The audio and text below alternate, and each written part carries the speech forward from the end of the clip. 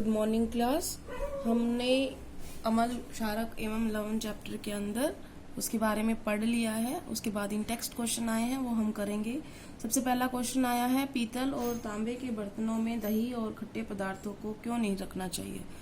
तो सबसे पहली बात ये समझो, देखो तांबा तो आपको पता ही है, धातु है।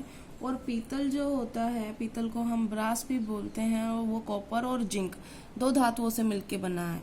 इसका मतलब पीतल के अंदर भी कौन सी धातुएं हुई, कॉपर हुई और जिंक हुई।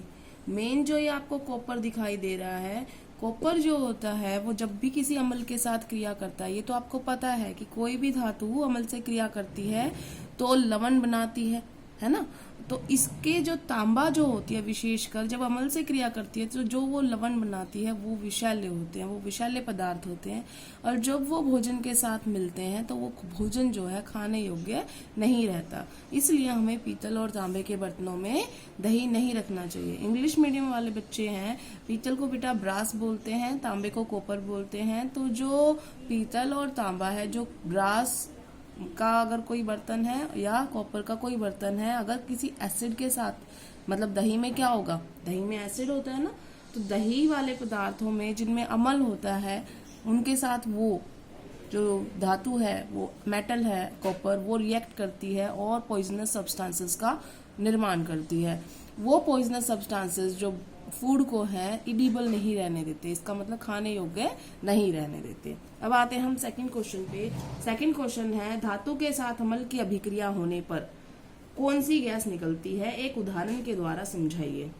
तो आपने पढ़ा हुआ है कि जब भी कोई धातु अम्ल के साथ क्रिया करती है तो लवण बनाती है, प्लस में हाइड्रोजन गैस बनाती है मोस्टली, ठीक है ना।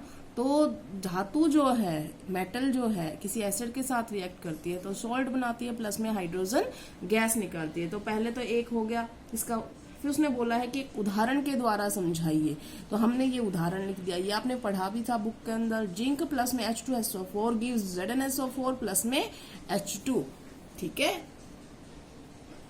उसके बाद जांच, उसने बोला है कि जांच कैसे करेंगे। तो जांच जो है कि हाइड्रोजन गैस की जांच हम कैसे कर सकते, जांच कैसे करेंगे। तो देखो, आपको अगर ध्यान हो, यही वाला जिंक वाला जब हमने किया था तो हमने एक सोप का घोल, साबुन का घोल, थोड़ा सा पानी में घोल दिया था साबुन, और उसमें जब गैस निकलेगी तो ऑटोमेटिकली बबल्स बनेंगे, बबूले बनेंगे। वो बबूलों के पास एक जलती हुई मोमबत्ती लेके जाओगे तो वो फट की आवाज से फट जाएंगे, क्योंकि उसके अंदर, बबूले के अंदर कौन सी गैस निकलेगी बाहर, हाइड्रोजन गैस। और हाइड्रोजन गैस जो होती है वो ज्वलनशील गैस होती है, इनफ्लेमेबल गैस होती है, आग पकड़ती है। तो इस वजह से वो फट की आवाज से फटेंगे। तो जो आवाज आएगी वो ध्वनि वो ही बताएगी कि ये हाइड्रोजन गैस। तीसरा क्वेश्चन है हमारे पास, कोई धातु यौगिक ए, हमने थोड़ा शॉर्ट करके लिखा हुआ है ताकि आपको समझने में दिक्कत ना हो।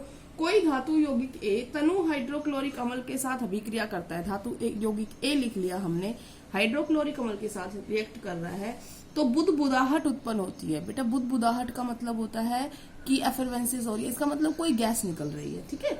इससे उत्पन्न गैस जलती हुई मोमबत्ती को बुझा देती है। इसका मतलब जो ये गैस निकली है, हमें नहीं पता कौन सी गैस है, लेकिन वो जलती मोमबत्ती को बुझा देती है, ठीक है। उसके बाद बोला है, यदि उत्पन्न यौगिकों में एक कैल्शियम क्लोराइड है, दो यौगिक उत्पन्न हुए हैं, एक तो ये गैस है और दूसरा यौगिक है कैल्शियम क्लोराइड जो उसने दिया है। अब आपने अभिक्रिया बतानी है पूरी, यौगिक ए बताना है, गैस बतानी है, सब कुछ।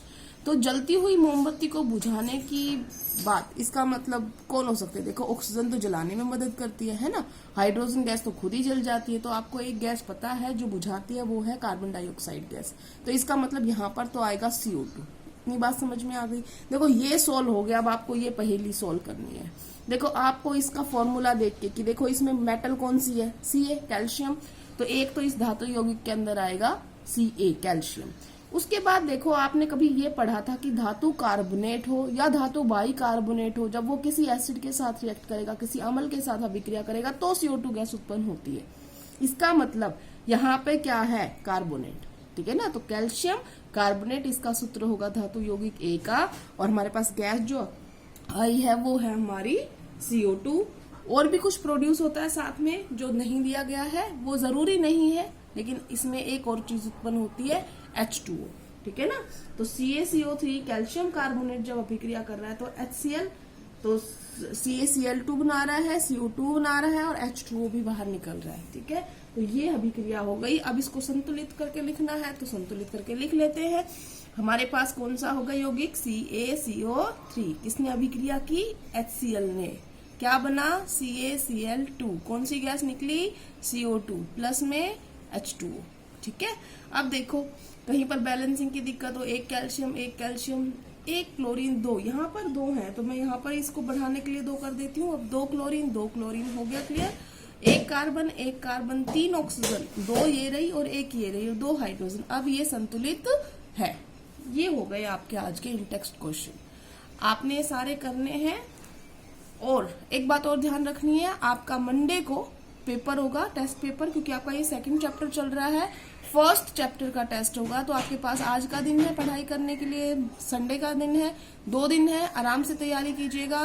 10th का 10वीं का 10 ही बजे मैं पेपर भेज दूंगी। हाँ, लेकिन एक बात ध्यान रखने बेटा, वो पेपर जो होगा ऑब्जेक्टिव टाइप पेपर होगा और उसके अंदर अब नाम लिखने की जगह होगी एक, और नीचे आपके क्वेश्चंस दिए होंगे, तो आपने नाम जरूर लिखना है। और मैं वीडियो भेज दूंगी आपको इन्फॉर्मेशन के लिए। और दूसरी बात यह है कि बेटा, क्योंकि मेरे पास हिंदी फॉन्ट नहीं है तो वो इंग्लिश में ही होगा पेपर, तो हिंदी मीडियम हो चाहे इंग्लिश मीडियम हो, दोनों को उसी से ही अटेम्प्ट करना होगा। ठीक है, तो अपनी तैयारी कीजिए। Be prepared for the test. Thank you class.